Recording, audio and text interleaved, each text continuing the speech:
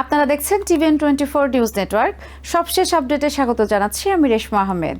4 মাসের যুদ্ধ, হাজারো প্রাণহানি আর মধ্যপ্রাচ্য জুড়ে অস্থিরতার পর অবশেষে প্রাথমিক সমঝোতায় পৌঁছেছে আমেরিকা ও ইরান। তবে বিশ্লেষকদের প্রশ্ন, এত সামরিক অভিযান ও চাপ প্রয়োগের পর ওয়াশিংটন আসলে কি অর্জন করলো? কারণ যুদ্ধ শেষে দুই দেশ আবারও ফিরে এসেছে সেই পুরনো জায়গায়, 60 দিনের আলোচনা ও পারমাণবিক সমঝোতার চেষ্টায়। বিশ্লেষকদের মতে এই সংঘাত শুধু ইরানকে নয়, আমেরিকাকেও 4টি বড় জায়গায় ক্ষতিগ্রস্ত করেছে। ইরানের ওপর সামরিক চাপ, পারমাণবিক স্থাপনায় হামলা এবং কয়েক মাসের সংঘাতের পর প্রেসিডেন্ট ডোনাল্ড ট্রাম্প আবারও বেছে নিয়েছেন কূটনীতির পথ। আমেরিকা ও ইরানের নতুন সমঝোতায় যুদ্ধবিরতি বাড়ানো এবং আগামী 60 দিনের মধ্যে পারমাণবিক ইস্যুতে আলোচনা চালানোর কথা বলা হয়েছে। কিন্তু এই অবস্থান অনেকটাই পরিচিত, কারণ সংঘাত শুরুর আগেও ওয়াশিংটনের লক্ষ্য ছিল আলোচনার মাধ্যমে ইরানের পারমাণবিক কর্মসূচি সীমিত করা। এখন প্রশ্ন উঠছে, কয়েক মাসের যুদ্ধের পর আমেরিকা কি এগিয়েছে নাকি আবার একই জায়গায় ফিরে এসেছে? বিশ্লেষকদের মতে ইরান অবশ্যই বড় ক্ষতির মুখে পড়েছে। দেশটির সামরিক অবকাঠামো, নেতৃত্ব এবং অর্থনৈতিক চাপে পড়েছে। CNN এর রিপোর্টে উঠে এসেছে, একই সঙ্গে আমেরিকার জন্য তৈরি হয়েছে 4টি বড় ক্ষতি। প্রথম ক্ষতি, আমেরিকার সামরিক প্রতিরোধ ক্ষমতা নিয়ে প্রশ্ন। বিশ্বের সবচেয়ে শক্তিশালী সামরিক বাহিনী ব্যবহার করেও ইরানের হুমকি পুরোপুরি বন্ধ করতে পারেনি ওয়াশিংটন। আমেরিকার সেন্ট্রাল কমান্ড হাজার হাজার লক্ষ্যবস্তুতে হামলার কথা জানালেও ইরান এখনও ড্রোন, মিসাইল এবং আঞ্চলিক মিত্রদের মাধ্যমে চাপ তৈরি করার সক্ষমতা ধরে রেখেছে। বিশ্লেষকদের মতে এতে আমেরিকার সামরিক শক্তি নয়, বরং সেই শক্তি দিয়ে রাজনৈতিক লক্ষ্য অর্জনের সক্ষমতা নিয়ে প্রশ্ন তৈরি হয়েছে। একই সঙ্গে হরমুজ প্রণালীতে উত্তেজনা দেখিয়েছে। ইরান এখনও বৈশ্বিক জ্বালানি বাজারে প্রভাব ফেলার ক্ষমতা রাখে।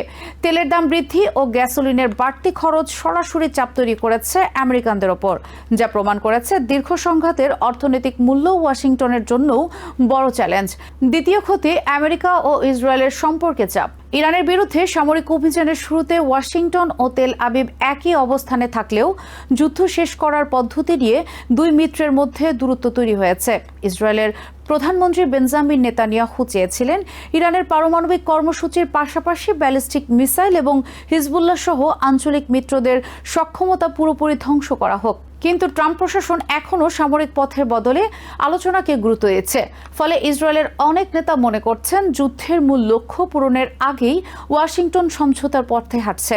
বিশ্লেষকদের মতে এটি মধ্যপ্রাচ্যে আমেরিকার সবচেয়ে গুরুত্বপূর্ণ সম্পর্কগুলোর একটিকে নতুন পরীক্ষার মুখে ফেলেছে। তৃতীয় ক্ষতি, ইরানের আঞ্চলিক প্রভাব বন্ধে সীমিত সফলতা।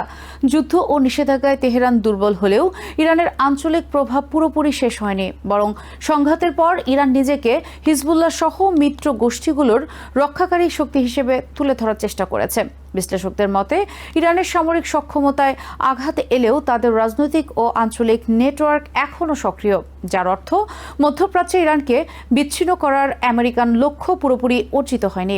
চতুর্থ ক্ষতি, প্রেসিডেন্ট ট্রাম্পের রাজনৈতিক ভাবমূর্তি। ট্রাম্প নিজেকে দীর্ঘদিন ধরে যুদ্ধ বন্ধকারী নেতা হিসেবে তুলে ধরেছেন, কিন্তু সমালোচকদের মতে তার প্রশাসন এমন এক সংঘাতে জড়িয়ে পড়ে যার শেষ পরিণতি আবার সেই আলোচনার টেবিল।